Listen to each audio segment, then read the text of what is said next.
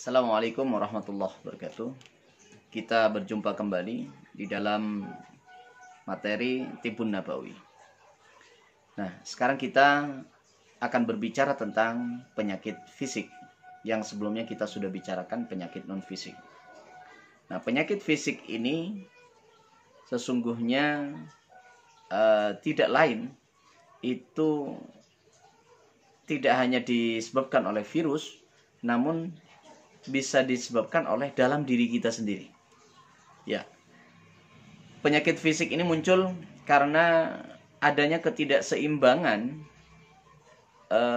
asupan apa yang ada dalam tubuh. Ya, makanya kemudian kalau Sayyidina Umar, ya, Rasulullah juga menyampaikan, ya, Sayyidina Umar lebih menekankan lagi bahwa bahwa dalam tubuh kita ini, fisik kita ini dibagi menjadi 3, ya, yang ada 3 tempat, ya, 3 ruang yang harus diisi. Yang pertama, ya, 1/3 itu untuk makanan, ya, 1/3 itu untuk udara, untuk nafas, ya, dan 1/3 yang lain itu untuk air. Nah, dalam kajian Tibbun Nabawi, kitab Tibbun Nabawi dijelaskan bahwa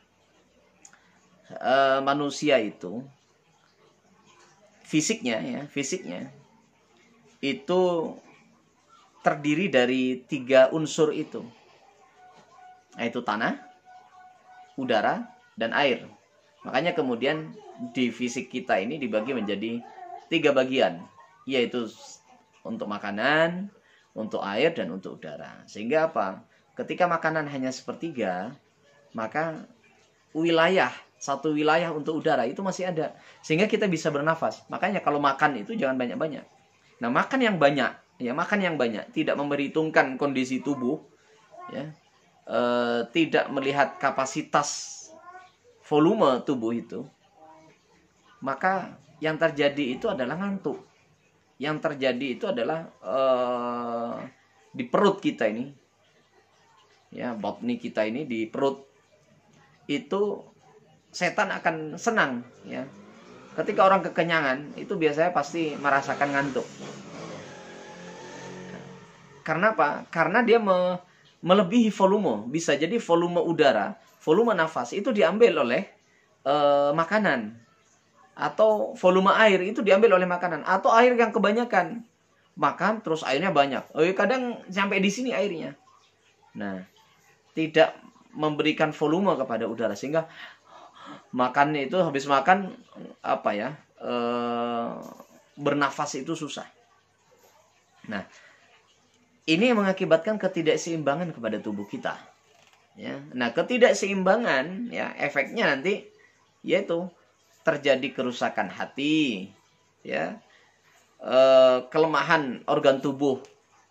Misalkan dia kemudian susah untuk beribadah kepada Allah, untuk sholat saja susah, berat gitu, ya, sehingga mau bangun saja karena perutnya sudah kenyang, itu bangun aja susah. Atau bahkan bisa jadi setan itu mengelabuinya, wah, habis makan kenyang, karena melebihi volume akhirnya ngantuk.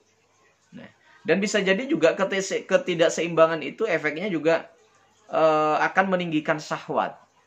Nah, makanya kenapa harus ada puasa.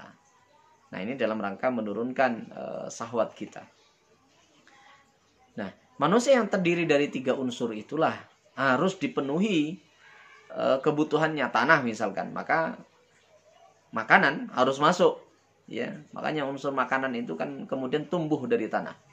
Tumbuh dari ya, semuanya dari tanah, ya, asalnya dari tanah.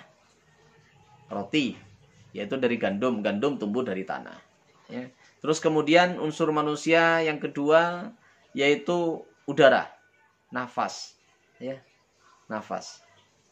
Otak kita kalau tidak ada oksigen itu pasti pusing, ya. Kita kalau tidak menghirup oksigen sebentar saja itu pasti sudah tidak kuat hidupnya. Makan saja, ya, makan kebanyakan, udaranya sedikit, wah, megap-megap, ya. Dan Yang ketiga unsur kita itu adalah air.